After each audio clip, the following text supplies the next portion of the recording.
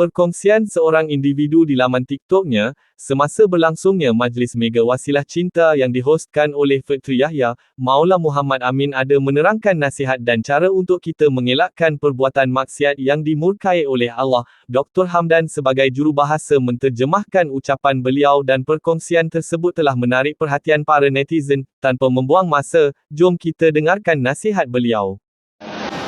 Maka pintu yang pertama adalah pengharapan kepada Allah Subhanahu Wa Taala, wal khawfu min ghadabillah, dan takut kepada murka Allah Subhanahu Wa Taala. wa a'zamu minhu al khawfu min al maut 'ala al ma'siyah.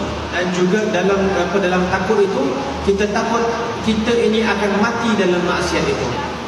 ثم التبصر والتمحيص في أسباب تلك المعصية والنظر في كيفية إزالة الأسباب. Dan cari apakah punca kita ni suka sangat buat maksiat itu. Cari apa puncanya dan kita usaha bersungguh-sungguh supaya kita ni boleh potong, boleh cabut dan hilangkan asbab maksiat itu. أصدقاء السوء, Seperti antara contoh-contoh puncanya adalah kawan-kawan yang buruk, تعاطي محرمات, ataupun mengambil, melihat kepada makan daripada makanan yang haram, وكالنظر إلى بعض ما يغضب الله من الصور, ataupun melihat sesuatu yang mana diharamkan oleh Allah SWT, seperti melihat gambar-gambar, وكالجلوس في مجالس الغيبة والنميمة, ataupun kita ini duduk di dalam perkumpulan yang mana di situ adanya mengumpat dan mengadu domba. قد تنقطع المعصية بقطع أسبابها. Maka maksiat akan terputus apabila telah terputus asbabnya. ولا بد من تحري أوقات الإجابة. Maka hendaklah kita ini bersungguh-sungguh menghilangkan sebab-sebabnya. خاصة في جوف الليل. Dan juga terlebih utamanya kita merenung ini semua pada pertengahan malam. فإن شرف المؤمن في قيام الليل. Kerana kemuliaan orang beriman itu adalah pada qiyamul lail. وإن الله كريم. Dan Allah SWT itu Maha Pemurah. فلا بد من ترك باب الكريم. Maka hendaklah kita ini mengetuk pintu Dia yang Maha Mulia, أوقات أمر بها الكريم. dan juga mengambil, mentaati apa yang mana diperintah oleh Yang Maha Mulia, مجاهدة النفس dan juga berjuang menentang hawa nafsu kita, وإرغامها على الطاعات, dan juga mengekang, menundukkannya ke arah ketaatan, حملها على المكرمات والمبرات, dan juga membawanya kepada perkara-perkara yang mana boleh dekatkan kita kepada Allah Ta'ala dan kepada perkara-perkara yang membawa kebaikan, حتى تصير فيها سجية. sampailah diri kita ini merasa ketenangan. وإذا كانت سجية فلا بد أن يكتبك الله في من رضي عنه.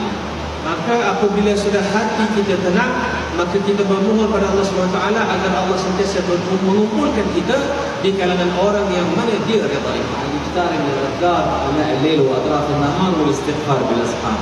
Dan juga iaitu kita melazimkan perbuatan mengingati Allah SWT pada malam dan siang, dan juga beristighfar pada waktu sahur.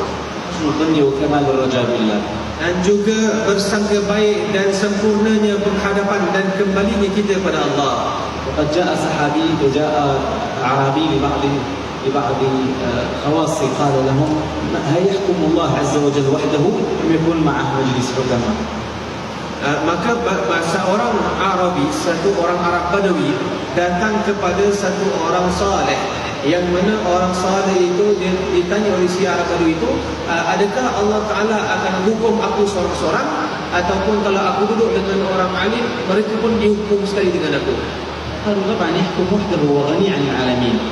Maka si orang saleh itu mengatakan, tak, kamu akan dihukum seorang, yang lain tak akan terkena. قال: نجوت ورب الكعبة.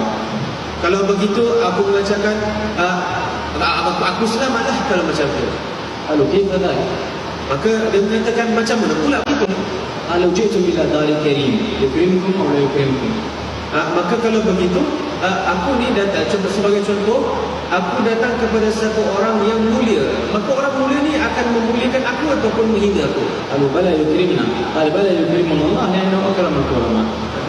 Maka apa beliau mengatakan, maka pasti Allah Ta'ala akan maka pasti yang memulia, orang yang mulia akan memuliakan kamu.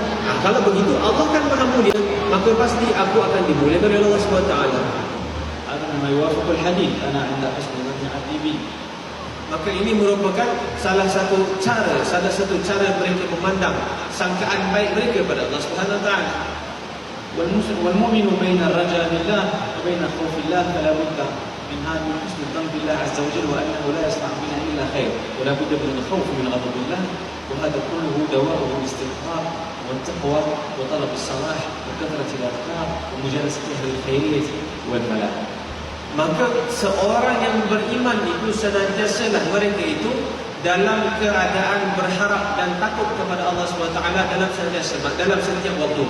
Maka tidak dapat tidak, hendaklah kita ini sekalikan juga sangka baik yang sempurna kepada Allah Subhanahu Wa Taala, lantaran kerana perbuatan itu akan membuatkan kita semakin hari semakin mendekat kepada Allah Subhanahu Wa Taala. جعلنا الله وإياكم من سادات المتقين الأخيار. Amin, amin. Mudah-mudahan Allah Taala jadikan kita di kalangan orang yang mana orang terutama di kalangan orang yang baik. Alhamdulillah ya Rabbil Alamin. Alhamdulillah. Insyaallah. Begitu berbulan Nabi Islam berakhir dengan